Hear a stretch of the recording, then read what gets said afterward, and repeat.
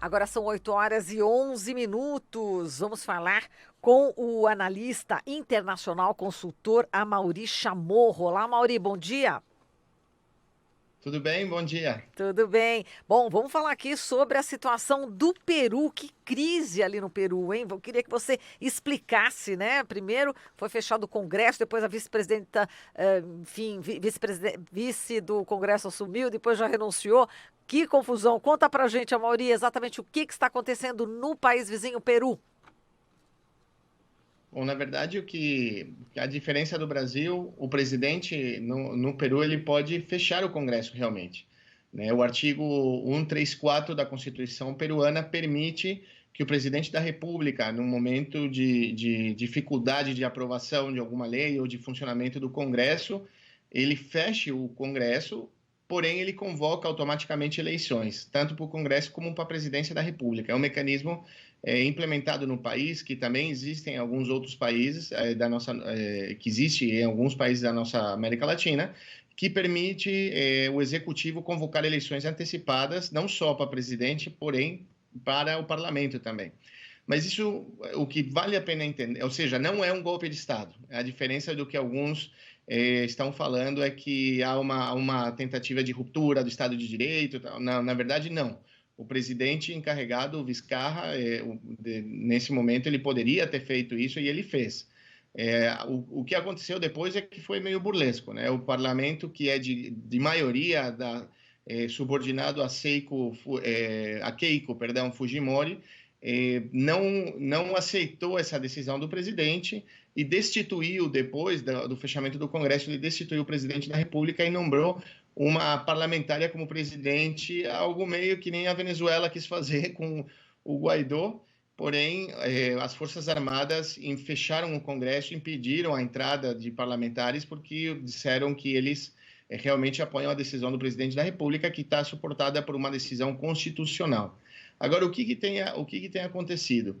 Os últimos 5 presidentes da República do Peru, todos estão presos, todos foram presos, né? Há uma situação extremamente delicada no país, já que há uma situação de corrupção muito profunda. A direita peruana, que praticamente governou durante muitas décadas, nesse momento está sendo amplamente perseguida pela justiça. Porém, na última eleição, a Keiko Fujimori, a filha do ex-ditador Alberto Fujimori, ganhou 2/3 do parlamento. Então, ela tem praticamente todo o controle do país e ela está presa por denúncias de corrupção. Segundo a justiça peruana, ela participou de um esquema de lavagem de dinheiro e também de compra de voto, e ela está presa no Peru. E ela, obviamente, a negociação, e aí vale a pena entender, o que tinha acontecido era que o parlamento, nesse momento, teria que votar da maioria, né? Teria que eleger a maioria dos ministros da Corte Constitucional, que seria o STF do Peru, e a maioria deles optou por uma série de candidatos que não eram os candidatos do governo e que, obviamente, teriam, no próximo ano, que tomar a decisão se eles soltariam o Alberto Fujimori e a Keiko Fujimori. Então, eles elegeram os candidatos que não eram do governo, né, da presidência da República.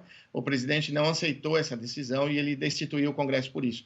E, na verdade, o que está em jogo, então, é o poder, a força que a Keiko conseguiu obter no parlamento contra os setores da direita também, porém um outro setor da direita peruana que não conseguiu maioria, então não está conseguindo governar através do executivo e se convocaram novas eleições.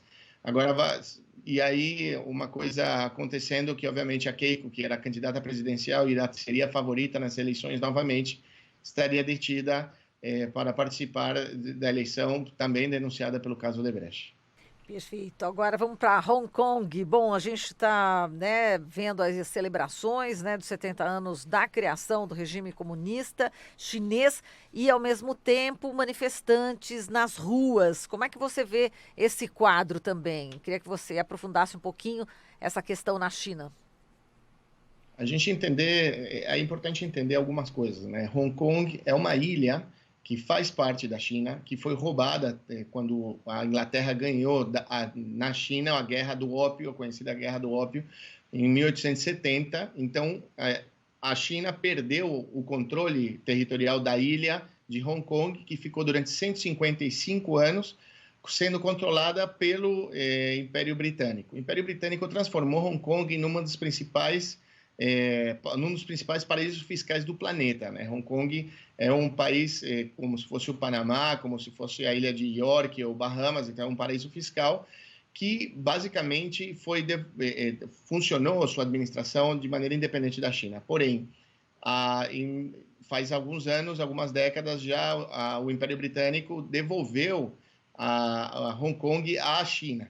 Porém, a legislação de Hong Kong ainda não é a legislação chinesa, ela tem uma certa autonomia e, pouco a pouco, e é necessário entender isso, que há um processo de transição da ilha, da sua administração, tanto econômica como política, financeira, ela deve ser transferida para ter uma fusão com a legislação chinesa. Então, nesse momento, para entender o que está por detrás de tudo isso, é a guerra comercial com os Estados Unidos, né? Lembrando que a Huawei desenvolveu a tecnologia 5G, que os Estados Unidos não perdeu nessa guerra tecnológica para a gigante chinesa, que inclusive levou à detenção da filha da herdeira de Huawei no Canadá. Ela anda com uma tornozeleira, foi detida a pedido dos Estados Unidos, porque supostamente o Huawei teria roubado tecnologia dos Estados Unidos. Sabemos que isso é mentira.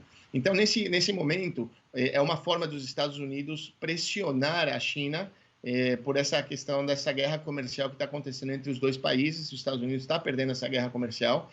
Então, a principal organização, a principal fundação que está por trás das grandes mobilizações em Hong Kong, que é financiada pela Fundação Nacional pela Democracia, que é subordinada ao Congresso dos Estados Unidos. Então, são partidos, sindicatos e organizações supostamente de direitos humanos de Hong Kong, que são financiados por uma grande organização dos Estados Unidos, fez um chamado à população porque a legislação estava mudando, né, em Hong Kong. Então, se permitia agora, por primeira vez na história, a deportação e também a extradição de chineses de Hong Kong para o continente, para a China, caso a justiça chinesa requerisse a detenção e a extradição deles.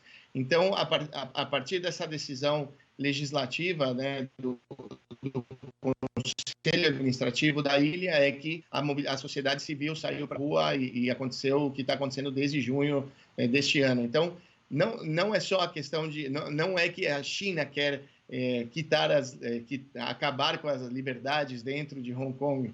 Na verdade, é uma mobilização social que é financiada e organizada por trás de tudo isso, obviamente, pelos Estados Unidos, nesse momento que há um impasse por uma disputa econômica que pode, inclusive, afetar o Brasil tremendamente, né? Lembrando que China é um dos principais destinos de todas as commodities brasileiras, né? Perfeito, Chamorro. Muito obrigada aqui por toda a sua explicação, sua análise. Um grande abraço para você e até a próxima. Obrigado. Um abraço a todas e a todos. Até mais. Falamos aqui com o Maurício Chamorro, consultor e analista internacional.